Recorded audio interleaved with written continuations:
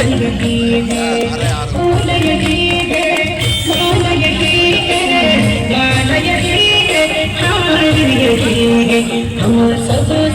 पुष्प से अभिनंदन करते हैं, हम सब पुष्प से अभिनंदन करते हैं।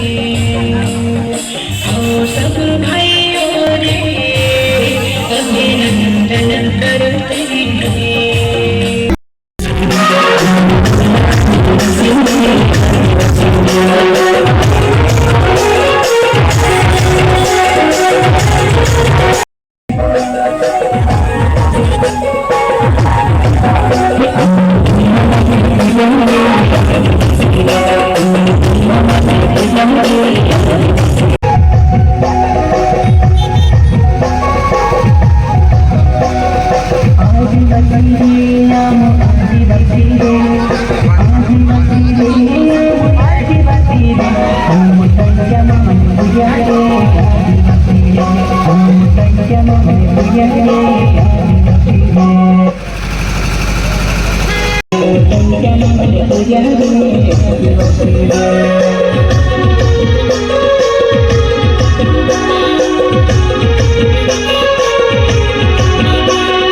आदिवासी रे आम मोदनिवासी रे, आदिवासी रे आम मोदनिवासी रे, आम धंधे दिल खाना रे, आम धंधे दिल खाना रे, आदिवासी रे।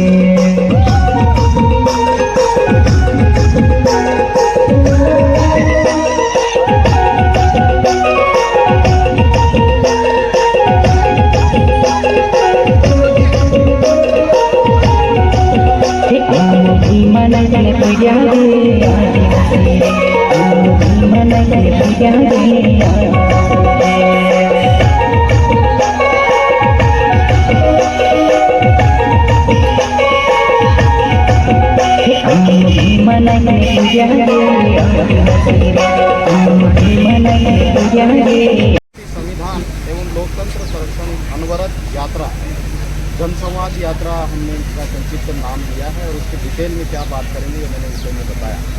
इस यात्रा की शुरुआत हमने सेवा निवृत्ति करने के उपरांत मैं सेल्टेक्स अधिकारी था और 20 साल की सेवा करने के बाद में 20 साल की सेवा मेरी बची हुई थी। सेवा निवृत्ति के बाद में मेरा जीवन समाज और देश के नाम पे समर्पित किया है। तो 4 वर्ड चुने मैंने, संस्कृति, प्रकृति, संविधान एवं लोकतंत्र संरक्षण।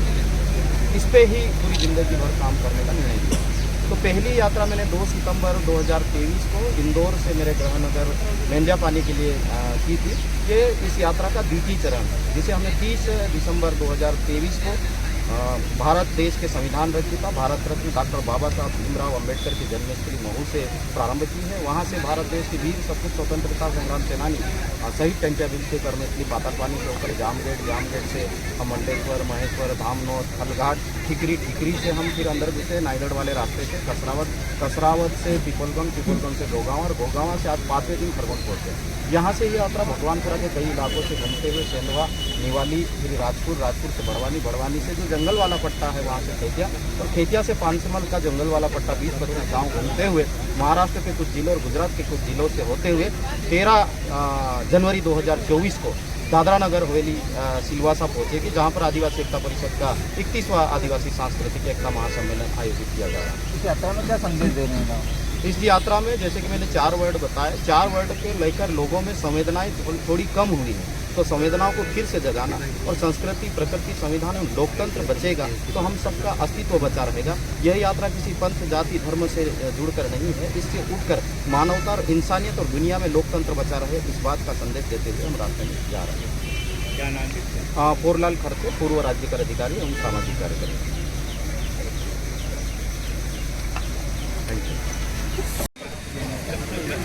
आदिवासी एकता परिषद विगत 30 वर्षों से वैचारिक आंदोलन चला रहा है। प्रतिवर्ष 13, 14 और 15 जनवरी को हमारा महासम्मेलन होता है, जो इस बार दादर नगर हवेली में आयोजित होने जा रहा है।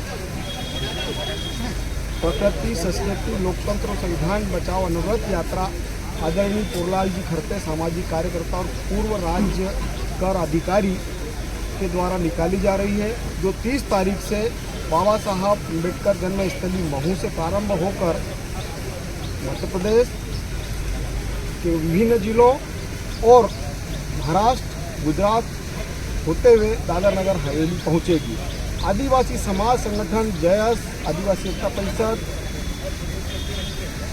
जैसे तमाम संगठनों की ओर से आज मैं खरगोन जिले में यात्रा का स्वागत करता हूं, अभिनंदन करता हूं। और जो ये यात्रा निकाली जा रही है, संस्कृति प्रकृति, वर्तमान में हमारी प्रकृति के साथ में हंसदेव जंगलों को उजाड़ा जा रहा है। मैं हमारे यात्रा के साथियों से अनुरोध करूंगा कि छत्तीसगढ़ के हंसदेव जंगलों के बारे में भी जागृति फैलाएं और सरकार तक ये संदेश पहुंचाए कि प्रकृति के साथ खिलवाड़ बंद करे। आज वहां पर हजारों जानवरों, पशु पक्षियों के जीवन के साथ अन्याय हो रहा है, मनुष्यों के साथ अन्याय हो रहा है। तो इस यात्रा के संयोजक महोदय से भी मैं निवेदन करूंगा कि महासम्मेलन में छत्तीसगढ़ के जंगलों के लिए पुरजोर तरीके से आवाज उठाएं और वहां आदिवासी सम्मेलन में उसको बचाने के लिए एक ऑडियंस लाएं, समाज की ओर से सरकार को ज्ञापन प्रस्तुत करें। राजेंद्र सिंह पंवार, सामाजिक कार्यकर्ता, जयस, जिला संरक्षक, जिला खरगोन।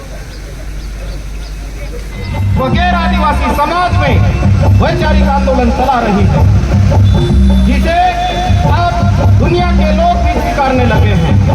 दुनिया में प्रकृति व आदिवासी समाज के अस्तित्व का संकट भोगवादी सभ्यता के विकसित होने से खड़ा हुआ है।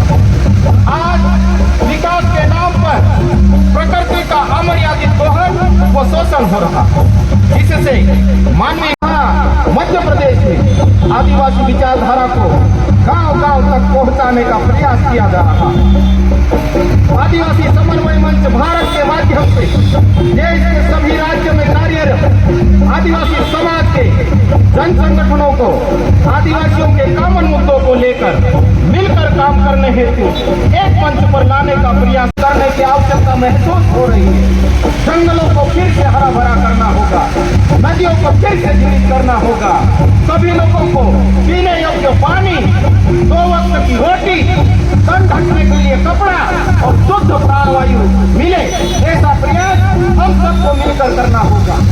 इसका व्यापक प्रचार प्रसार करने हेतु आदिवासी एकता परिषद द्वारा प्रतिवर्ष आदिवासी सांस्कृतिक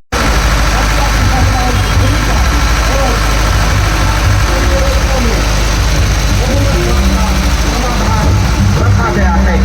इस महासम्मेलन में देश के सभी राज्यों के आदिवासी समाज के बौद्धिक लोगों के साथ ही संयुक्त राष्ट्र संघ एवं अन्य देशों के प्रतिनिधियों द्वारा उद्बोधन दिया जाएगा।